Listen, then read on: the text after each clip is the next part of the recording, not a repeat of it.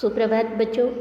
आज हम कक्षा 3 के पर्यावरण अध्ययन विषय का पाठ 4 स्वच्छता की आदत का आगे का प्रकरण अच्छी आदतें का भाग 2 के बारे में पढ़ेंगे।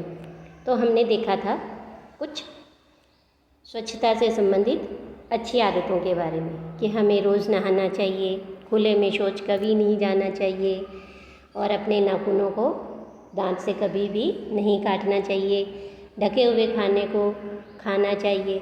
इन अच्छी आदतों को अपनाने से हम हमेशा स्वच्छ रहते हैं, स्वस्थ रहते हैं और हम कभी भी बीमार नहीं होते हैं। फिर हमने देखा कि गुरमीत वह भी अपनी दैनिक दिनचर्या के अंदर रोज़ अच्छी आदतों को अपनाता है। सुबह समय पर उठता है और जल्दी उठकर वह शौच जाता है। शौच के बाद साबुन से हाथ धोता है और उसके बाद वह अपने दांतों को मंजन करता है और अपने दांतों की सफाई करता है। तो आज हम गुरमीत की और अच्छी आदतों के बारे में जानेंगे। तो देखिए, सुबह उठते ही शौच जाना चाहिए। तो शौच करने से क्या होता है कि इससे हमारे शरीर की गंदगी बाहर निकल जाती है। उसके पश्चात साबुन से हाथ धोने से हाथ पर लगी गंदगी दूर हो जाती है और फिर हम कभी भी बीमार नहीं होते हैं। दांतों की सफाई नीम के दातुन या ब्रश से करनी चाहिए। रात को सोने से पहले भी हमें ब्रश करना चाहिए। तो ये देखिए कि यहाँ पर ये गुरमीत है जो शौच के बाद साबुन से अच्छे से हाथ धोते हुए दिखाई दे रहा है और शौच के बाद उसने मंजन किया और उसके बाद उसने स्नान किया। तो अब देखिए इसके बाद कि वह और क्या क्या काम करता है। गुरमीत रोज़ाना स्नान करता है। वह ध्यान रखता है कि शरीर के सभी अंग साफ हो जाएं। वह बगल, गर्दन, कान के पीछे, जांघों आदि को साफ करता है। वह स्नान के बाद शरीर को तौलिए या गमछे से पोंछता है।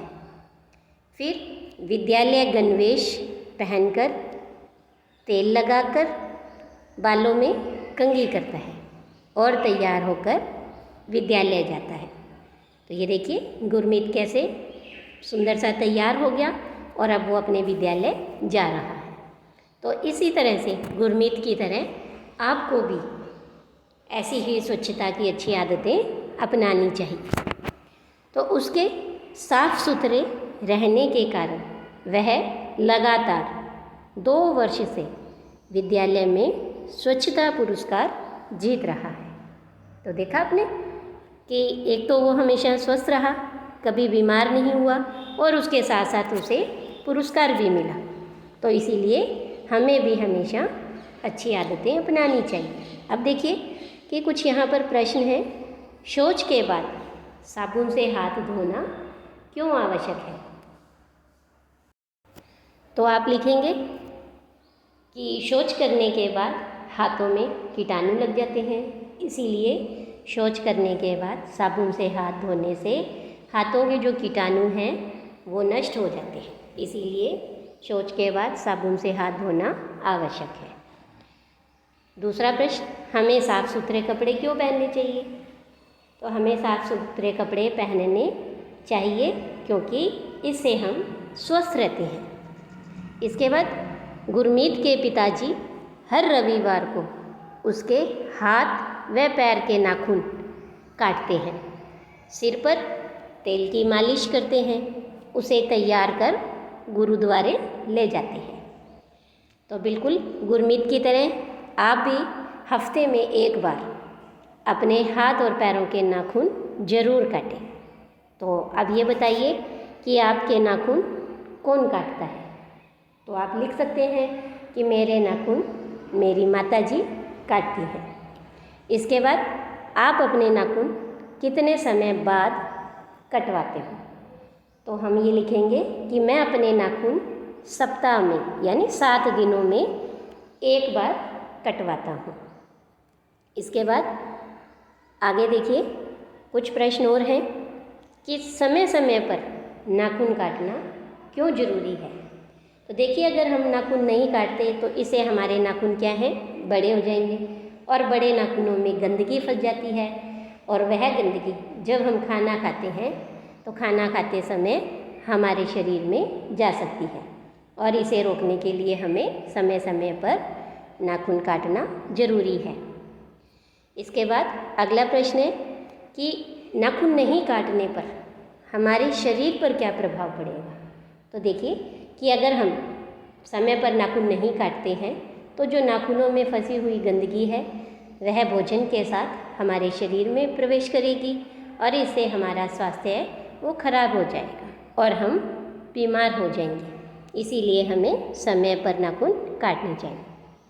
इसके बाद नहाने से हमारे शरीर की सफाई हो जाती है और हमें सप्ताह में एक बार नाखून अवश्य काटने चाहिए, जिससे नाखूनों में फंसी गंदगी खाने के साथ शरीर में ना जाए।